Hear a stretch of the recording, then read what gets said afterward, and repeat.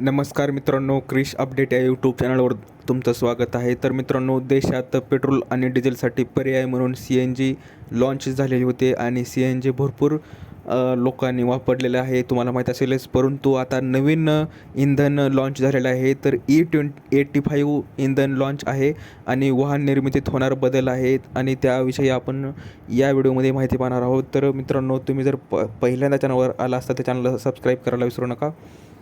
तर पाहूया की जागतिक पर्यावरण दिनाच्या पार्श्वभूमीवर देशातील अनेक मोठ्या वाहन उत्पादक कंपन्या शुक्रवारपासून E85 इंधनाच्या विक्रीची सुरुवात करणार आहे आणि हे पेट्रोलचे असे मिश्रण आहे ज्यामध्ये 80 ते 85% इथेनॉल मिसळलेले असते आणि यासोबतच देशात पेट्रोल फ्लेक्स मोटारींना चालना देण्याच्या दिशेनेही हे एक महत्त्वाचे पाऊल मानले जात आहे.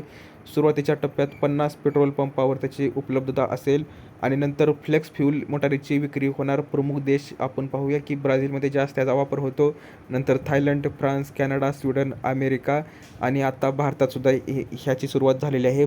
फ्लेक्स फ्यूल वाहनांच्या किमती आवाक्यात का, जर स्प्लेंडर फ्लेक्स फ्यूल आपण पाहू शकतो, ह्याची तुलना आणि रेट दिलेला आहे इथं. तर इंधन नव्या वाहनांमुळे काय परिणाम होणार? वाहन खरेदी, फ्लेक्स फ्यूल वाहनांचे पर्याय वाढतील, पेट्रोल पंप स्वतंत्र साठवण व वितरण व्यवस्था, इंधन खर्च, दीर्घकालीन बचतीची शक्यता होऊ शकते आणि जुने आणि नवे इंधन E85 आणि E20 सध्या जे चालू आहे, सध्या आपण जे पेट्रोल वापरतो त्यामध्ये 20% इथेनॉल असतं. तर आता नवीन E85मध्ये म्हणजे जवळजवळ 100% मधलं 85% हे इथेनॉल असणार आहे. अशा प्रकारचं इंधन आता मार्केटमध्ये येणार आहे. तर या राज्यांमध्ये 5000 E85 इंधन केंद्रे सुरू होणार आहेत. तर सरकार देशभरात टप्प्याटप्प्याने E85 इंधन केंद्रे सुरू करणार आहे आणि पेट्रोलियम मंत्री हरदीप सिंग पुरी यांनी सांगितले की दिल्ली, राष्ट्रीय राजधानी क्षेत्र, मुंबई आणि उत्तर प्रदेशातील प्रमुख शहरी भागांमध्ये 2027 पर्यंत 5000 E85 इंधन वितरण केंद्र सुरू करणार आहे, अशी माहिती पेट्रोलियम मंत्र्यांनी सांगितलेली आहे. तर अशी ही अपडेट आहे.